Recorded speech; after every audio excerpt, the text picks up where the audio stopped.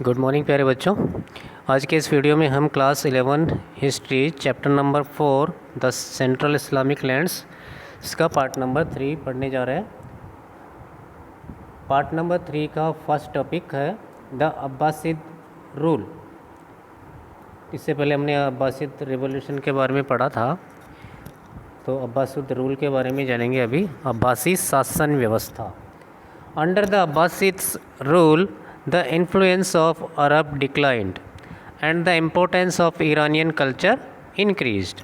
तो अब्बासी शासन व्यवस्था के अंतर्गत जो अरबों का जो प्रभाव था वो धीरे धीरे कम हो गया या समाप्त हो गया, और ईरानी संस्कृति का जो महत्व था वो धीरे धीरे बढ़ता चला गया। ठीक है, अरबों का प्रभाव कम हो गया, इसमें अरब संस्कृति का प्रभाव कम होकर ईरानी संस्कृति का प्रभाव बढ़ जाता है। The Abbasids established their capital at Baghdad. तो अब्बासियों ने अपनी राजधानी बगदाद में स्थापित करते हैं वो, जो कि अभी इराक की राजधानी है। तो इराक की राजधानी बगदाद में वो बगदाद को अपनी राजधानी बनाते हैं। The army and bureaucracy were reorganized on non-tribal basis to ensure greater participation by Iraq and Khurasan। Iraq and Khorasan के द्वारा और ज़्यादा भागीदारी सुनिश्चित करने के लिए उन्होंने क्या किया? सबसे पहले आर्मी और फिर नौकरशाही, ब्यूरोक्रेसी, आर्मी और नौकरशाही, सेना और नौकरशाही दोनों को गैर कबीला आधार पर उसको पुनर्गठित किया। उसका पुनर्गठन गैर कबीलाई आधार पर किया ताकि वो इराक और खुरासान के लोगों के और ज़्यादा भागीदारी सुनिश्चित कर सके। द रिलीजियस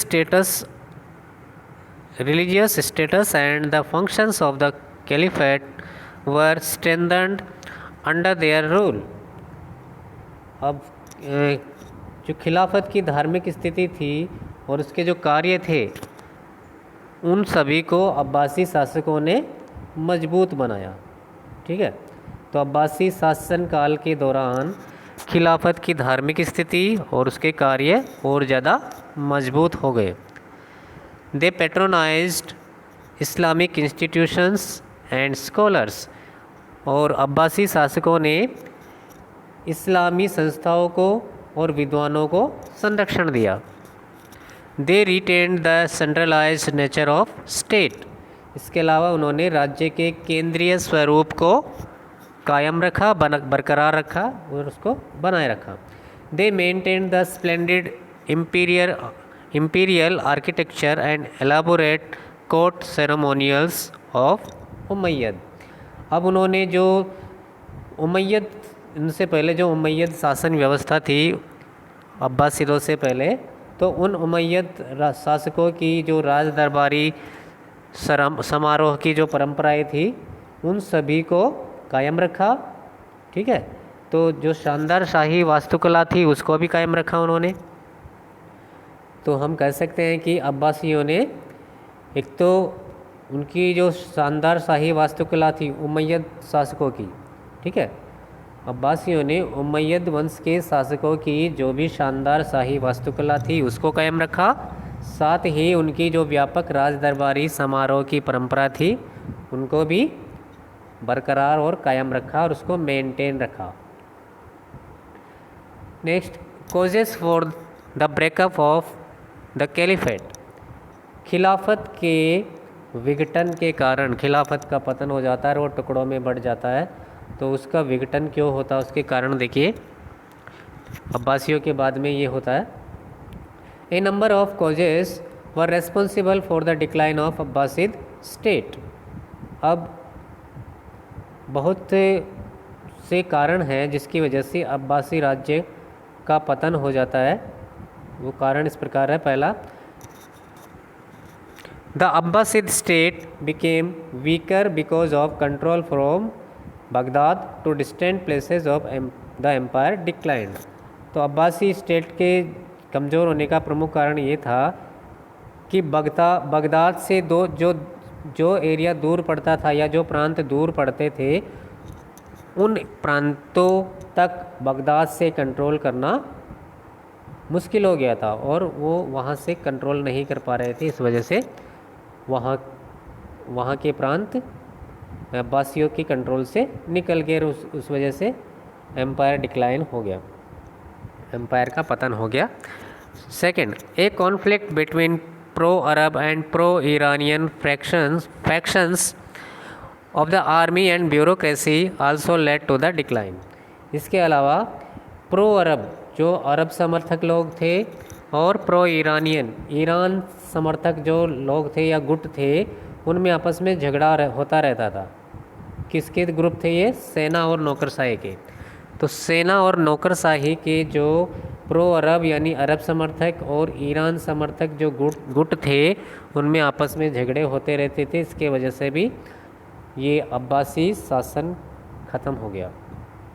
तीसरा, in 810 a civil war broke out between the supporters of Amin and Mamun the sons of caliph Harun al Rashid. तो 810 ईस्वी में अमीन और मामून दो बेटे थे खलीफा हारून अल रशीद के। इन दोनों बेटों के जो समर्थक थे, उन दोनों के बीच में, दोनों के समर्थकों के बीच में गृह युद्ध छिड़ जाता है 810 ईस्वी में, which led to the creation of a new power bloc of Turkish slave officers, जिसके कारण तुर्की गुलाम अधिकारियों के एक नए शक्ति गुट का निर्माण होता है। All these developments led to creation of numbers of dynasties and Abbasid power limited to the central Iraq and western Iran। इन सभी विकासों के कारण या इन सभी बातों की वजह से जो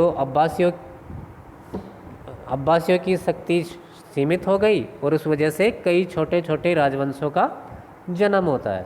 ठीक है, और इनमें जो अब्बासियों की शक्ति है वो इराक और पश्चिमी ईरान तक ही सीमित होकर रह जाती है।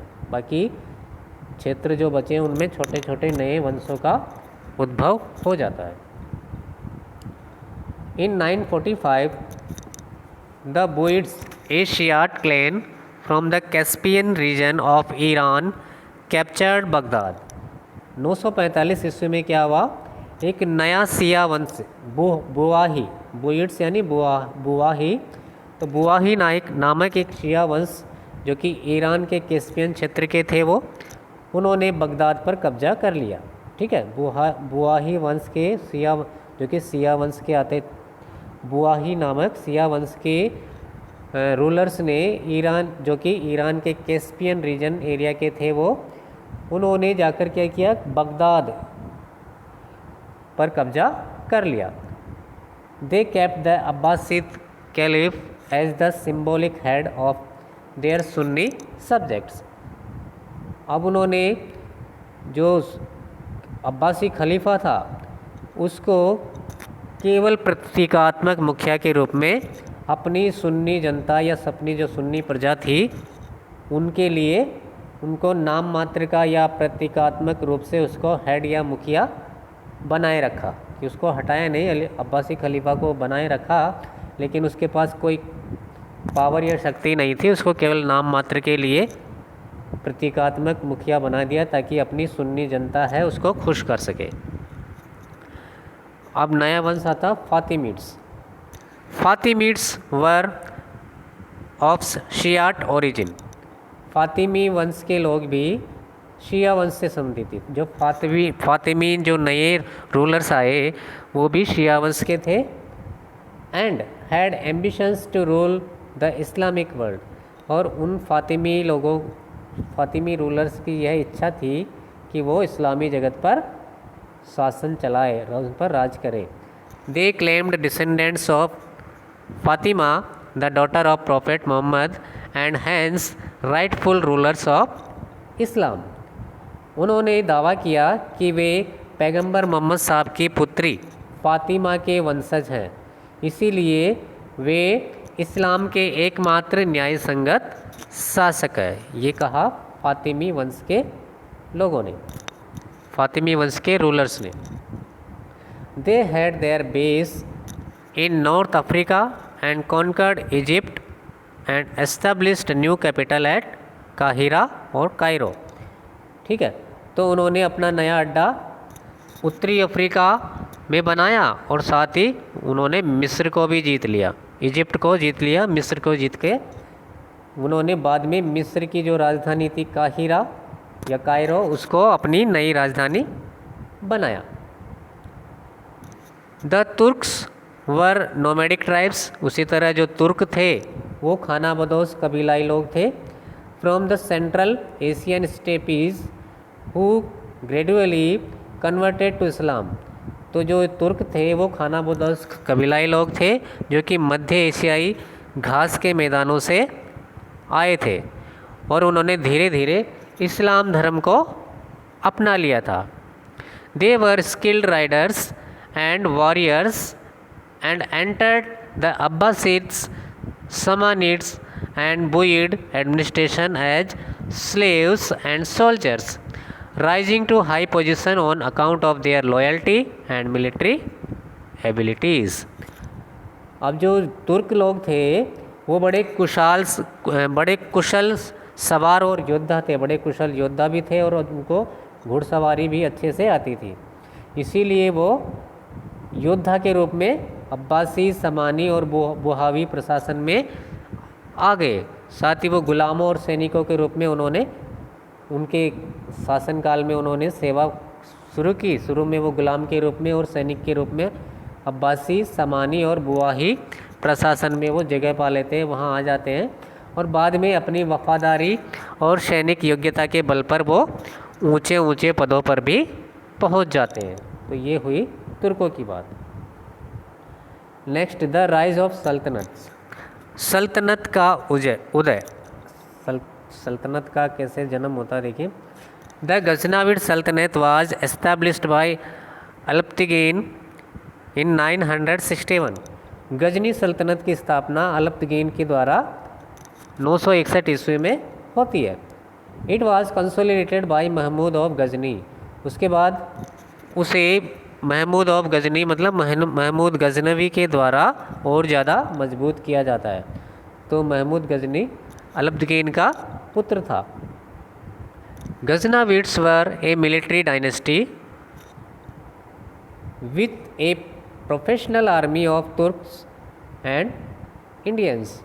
तो गजनी जो थे एक सैनिक वंश था। गजनी जो थे वो एक सैनिक वंश के लोग थे और वो बड़े पेशेवर थे, जैसे कि तुर्क और भारतीय पेशेवर सेना होती थी, भारतीयों की और तुर्कों की जैसे पेशेवर सेना होती थी, गजनियों की भी एक पेशेवर सेना होती थी। The Abbasid caliphs were not rivals but a source of legitimacy for Ghaznavids. जो अब्बासी खलीफा था वह गजनी राज्य का प्रतिद्वंदी नहीं था, मतलब आपस में इनमें झगड़ा नहीं था, कोई राइवलरी नहीं थी उनमें, लेकिन वह अब्बासी खलीफा गजनी राज्य के लिए एक वैधता का स्रोत था। उनको मतलब वो लीगल या उसको लेजिटिमेसी प्रदान कर रहा था। Mahmud was eager to receive the title of sultan from the caliph. अब महमूद गजनी भी इच्छा रखता था कि वह खलीफा से सुल्तान की उपाधि हासिल कर ले। ठीक है, तो गजनी का जो शासक था महमूद गजनी, वह चाहता था कि जो खलीफा है अब्बासी खलीफा वह उसको सुल्तान मान ले और सुल्तान की उपाधि दे दे। The caliph was willing to support the Sunni Ghaznavid as a counterweight to Shiite power. अब जो सुल्तान जो खलीफा था वह भी चाहता था कि वह उनको समर्थन दे दे जो कि सुन्नी वंश के थे, क्योंकि वो सुन्नी धर्म को ज़्यादा मान्यता देते थे गजनी वंश के रूलर। और जो खलीफा था वो भी चाहता था कि सुन्नी धर्म थोड़ा सा और ज़्यादा मजबूत हो जाए ताकि शिया सत्ता और सुन्नी सत्ता आपस में संतुलन में आ जाए, यानी दोनों बराबर हो जाए और कोई किसी पर हावी ना हो पाए।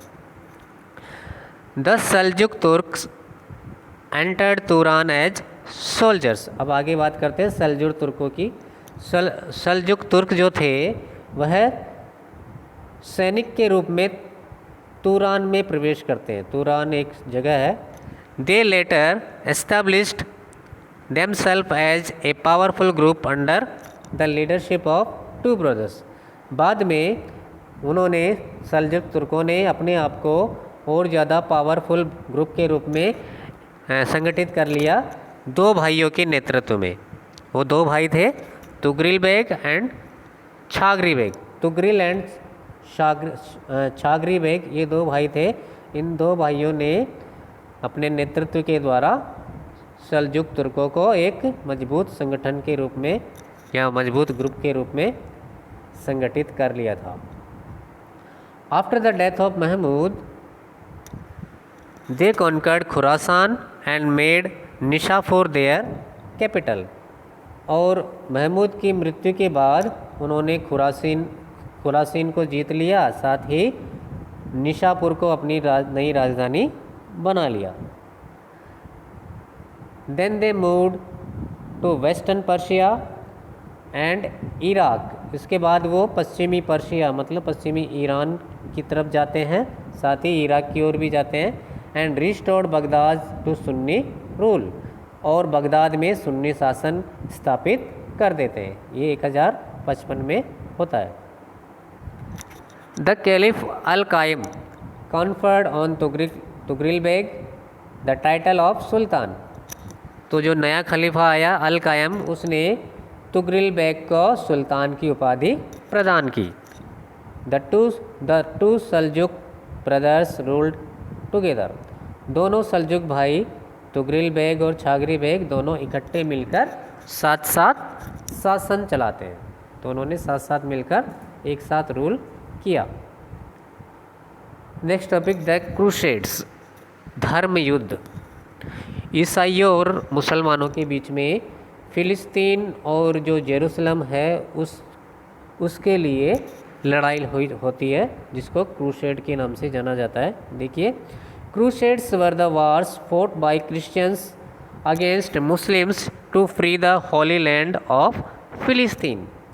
तो क्रूसेड एक तरह का धर्म युद्ध था जो कि ईसाइयों द्वारा मुसलमानों के खिलाफ लड़ा गया था। जो उनकी पवित्र भूमि थी फ़िलिस्तीन उसको मुक्त करने के लिए, आज़ाद कराने के लिए, मुसलमानों से आज़ाद करने के लिए या फ़िलिस्तीन को अपने कब्ज़े में लेने के लिए। Jerusalem was conquered by the Arab in 638 but it was ever present in the Christian imagination as the place of Jesus crucifixion and resurrection. तो जेरूसलम 638 ईस्वी में अरबों ने जीत लिया था, मतलब ईसाइयों से जीतकर जेरूसलम को मुसलमानों ने, अरबों ने अपने कब्जे में कर लिया था। लेकिन ईसाइयों ने हमेशा ये अपनी कल्पना में बरकरार रखा इसको कि यह वही जेरूसलम है जहाँ पर ईसा मसीह को सूली पर लटकाया गया था और साथ ही वहीं पर उनका पुनर्जन्म भी हुआ था। तो ये जेरूसलम उनके लिए बड़ा पवित्र और होली लैंड माना जाता था। तो वो हमेशा उनके मन मस्तिष्क में ये जेरूसलम रहता था, इसीलिए वो उस पर कब्जा करने की सोचने लगे। Christians wanted to recover Jerusalem and this was an important factor for the crusade wars. अब ईसाई जो चाहते थे कि जेरूसलम वो वापस हासिल कर ले, और यही मुख्य कारण था कि उन दोनों के बीच में धर्म युद्ध होता है, ईसाइयों और मुसलमानों के बीच में। On the death of Malik Shah Seljuk sultan of Baghdad in 1092 his empire started disintegrating. मतलब 1092 ईस्वी में जो सल्जुक सुल्तान था बगदाद का, जिसका नाम था मलिक शाह, उसकी मृत्यु होने के बाद उसका जो साम्राज्य था वो धीरे धीरे विघटन होने लग गया, उसका पतन होने लग गया, वो टुकड़ों में बंटने लग गया। This gave a chance to Byzantine emperor Alexius first to regain Asia minor and northern Syria. अब उसकी मृत्यु के बाद, मतलब मलिक शाह की मृत्यु के बाद, इस मृत्यु ने बाइजेंटाइन जो सम्राट था एलेक्सियस प्रथम, उसको एक अवसर प्रदान कर दिया कि वह दोबारा से एशिया माइनर और जो उत्तरी सीरिया है उसको जीतकर अपने कब्जे में ले ले। तो एशिया माइनर जो आधुनिक तुर्की है उसका जो एशियाई पार्ट है वो कहलाता है एशिया माइनर, ठीक है, जिसको एनातोलिया के नाम से भी जानते हैं। So the pope urban second join hands with the Byzantine emperor for a war in the name of God to liberate the Holy Land। इसीलिए एक पोप था जिनका नाम था अर्बन द्वितीय, उन्होंने बाइजेंटर एम्परर एलेक्सियस प्रथम के साथ मिलकर एक युद्ध लड़ने की घोषणा कर दी ईश्वर के नाम पर, ताकि वो जो उनकी पवित्र भूमि है जेरूसलम उसको मुसलमानों से मुक्त करवा सके। Several Wars were fort between western Christians and Muslim cities. तो बहुत सारी लड़ाइयाँ लड़ी गई पश्चिमी यूरोपीय ईसाइयों के बीच और मुस्लिम शहरों के बीच में, जो कि 1095 से लेकर 1291 तक, 1095 से लेकर 1291 तक कई लड़ाइयाँ लड़ी जाती है। On the coastal planes of the eastern Mediterranean, जो कि भूमध्य सागर के पूर्वी तटवर्ती मैदानों में होती है ये लड़ाइयाँ। These wars were later known as crusades. और ये 1095 से 1291 के बीच इतनी लड़ाइयाँ लड़ी गई, इनको बाद में जाकर धर्म युद्ध की संज्ञा दी गई और इनको धर्म युद्ध के नाम से जाना गया। Next topic, first, second and third crusade Wars. पहला, दूसरा और तीसरा धर्म युद्ध। In the first crusade 1098 to 99, soldiers from France and Italy captured Antioch in Syria and claimed Jerusalem। ठीक है, पहला जो धर्म युद्ध हुआ 1098-99 में, जो फ्रांस और इटली के जो सैनिक थे उन्होंने सीरिया के एंटियोक पर कब्जा कर लिया, साथ ही उन्होंने जेरूसलम पर भी अपना दावा ठोक दिया कि जेरूसलम भी हमारा है। Their victory was accompanied by the slaughters of Muslims and Jews in the city. और उनकी जीत के साथ ही जो जेरूसलम के जो मुसलमान थे और यहूदी लोग थे उनकी हत्याएं की गई। बड़ी बड़ी मात्रा में उन्होंने, ईसाइयों ने मुसलमानों की और यहूदियों की हत्या कर दी। ठीक है, तो जो फर्स्ट क्रूसेड हुआ उसमें ईसाई जीतते हैं, यूरोप के ईसाई जीतते हैं और उसमें मुसलमानों की हार होती है। The Franks quickly established 4 crusader states in the regions of Syria Palestine. Frank मतलब पश्चिमी देशों के जो नागरिक जो धर्म युद्ध कर रहे थे। ठीक है, तो धर्म युद्ध करने वाले यूरोपीय जो ईसाई थे उनको फ्रैंक्स कहा गया है। तो फ्रैंक्स ने, यानी उन ईसाइयों ने जल्दी ही क्या किया, जो जीते गए क्षेत्र थे, है ना, जीते गए जो क्रूसेडर स्टेट्स थे सीरिया और पैलेस्टाइन के, वहाँ पर क्रूसेडर स्टेट की स्थापना कर दी। मतलब धर्म युद्ध द्वारा जीते गए 4 राज्यों की उन्होंने स्थापना कर दी, जो कि सीरिया फिलिस्तीन के क्षेत्र में थे। Collectively these territories were known as Outremer crusader states. और सामूहिक रूप से इन जीते गए क्षेत्रों को आउटरेमर यानी धर्म युद्ध में जीते गए राज्य कहा गया। ठीक है, तो इनको समुद्र पारीय भूमि भी कहा जाता है। समुद्र पार था ये उनके यूरोप से। तो ये जो भी धर्म युद्ध में जीते गए 4 राज्य थे उनको आउटरेमर कहा जाने लगा। When the Turks captured Edessa in 1144, an appeal was made by the Pope for a second crusade in 1145 to 49, जो कि सेकेंड क्रूसेड, दूसरा विश्व जो धर्म युद्ध चला वो 1145 से 1149 के बीच चला था। तो जब तुर्कों ने 1144 ईस्वी में एडेसा पर कब्जा कर लिया तो फिर पोप ने दोबारा दूसरे धर्म युद्ध की घोषणा कर दी और उसने लोगों से अपील की कि आप दूसरे धर्म युद्ध के लिए तैयार हो जाओ। एक combined German and French armies made an attempt to capture Damascus but they were defeated. ठीक है, अब क्या हुआ, जर्मनी और फ्रांस की संयुक्त सेनाओं ने दमिश्कस पर, यानी दमिश्क सीरिया की राजधानी थी, सीरिया की राजधानी दमिश्क पर कब्जा करने का प्रयास किया, लेकिन उनको हार का सामना करना पड़ा। After this there was a gradual halogen of the strength of crusader states.